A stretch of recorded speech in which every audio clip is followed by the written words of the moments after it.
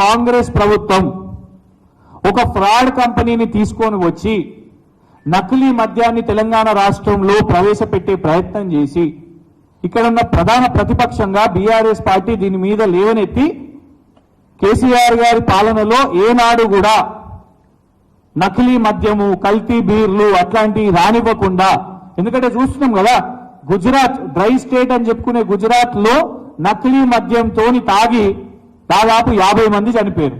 Media report చేసింది, వాస్తవం కాదా?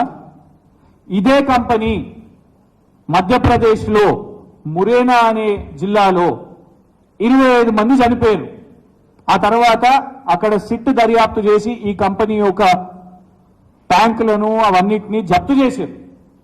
అట్లాంటి కంపెనీని మంత్రి గారు ఫస్ట్ వస్తలేదు, ప్రతిపాదన లేదని, ఆ తర్వాత నాకు సమాచారం లేదు, నాకు సమాచారం లేకుండానే అధికారులే తెచ్చిరని, ఆ తర్వాత అధికారికంగా చాలా గొప్ప కంపెనీ ఇది, చాలా ప్రెస్టీజు, ఈ సోమ్ డిస్టిలరీస్ అనే సంస్థ వాళ్ళు తెచ్చే కల్తీ బీరు తెస్తే మా కాంగ్రెస్ ప్రభుత్వానికి రాష్ట్రానికి చాలా గొప్ప జరుగుతుంది, ఇది మా ఘనత అని రాసి ఇవాళ సింపుల్ గా రద్దు చేస్తున్నామంటే మరి విచారణ ఏముండదా?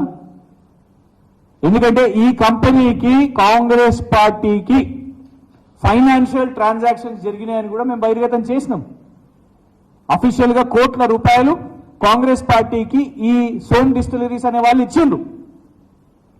ఇండియా టుడే లాంటి సంస్థ కూడా సోమ్ డిస్టిలరీస్ కి దిగ్విజయ్ సింగ్ గారికి సంబంధం ఉంది అని కూడా ఎప్పటి నుంచో దశాబ్దాల నుంచి ఆర్టికల్స్ ఉన్నాయి. రేపు బాధ్యత ఎవరిది అనేది అడుగుతున్నాం.